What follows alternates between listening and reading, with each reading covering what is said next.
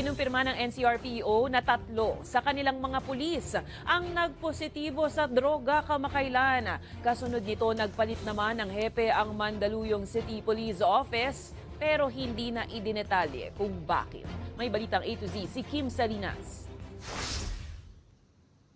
3 pulis ng National Capital Region Police Office ang nagpositibo sa isinagawang surprise drug testing ni NCRPO Chief Police Brigadier General Jose Melencio Nartates Jr. bilang parte ng patuloy na internal cleansing ng hanay ng pambansang pulisya. Lahat po ng tests nila ay nag-undergo na rin ng confirmatory test sa forensics unit and ganun din po, positive din po yung results. Isinagawa ang 4 na beses na random drug testing sa magkakahiwalay na araw para sa lahat ng opisyal at kanilang mga tauhan. Sa ngayon, kinumpiska na ang PNP badge at ang service firearms ng mga ito. As part of the proceedings, these 3 personnel has 10 days to challenge these results, the results of the forensics unit.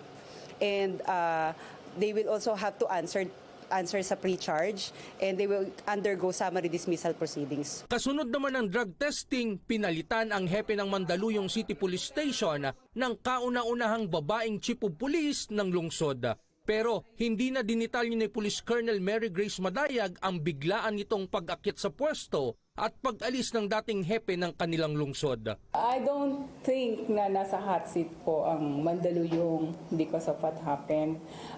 Sa tingin ko maayos naman po ang mga kapulisan dito sa Mandaluyong. Nilinaw rin ito na clear sa droga ang Mandaluyong pulis at sinabing magiging mahigpit ito sa sino mang mapapatunayang sangkot sa katiwalian. I will go with the instruction of the Chief PNP and with the instruction of our Regional Director na pagkaganyan po, they have to be relieved from their post and they have to undergo investigation procedures. Samantala, status ko pa rin sa ngayon si Police Brigadier General Nicanor Torre III bilang hepe ng Quezon City Police District.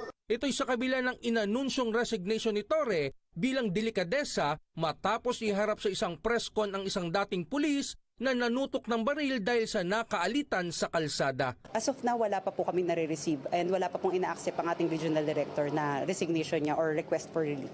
So it means, ma'am, Siya pa rin po, nanatiling district director ng Quezon City Police District. ayon sa PNP, kailangan pang pag-usapan ng issue kasama si Quezon City Mayor Joy Belmonte at Interior Secretary Ben-Hur Abalos. Para sa Balitang A to Z, Kim Salinas.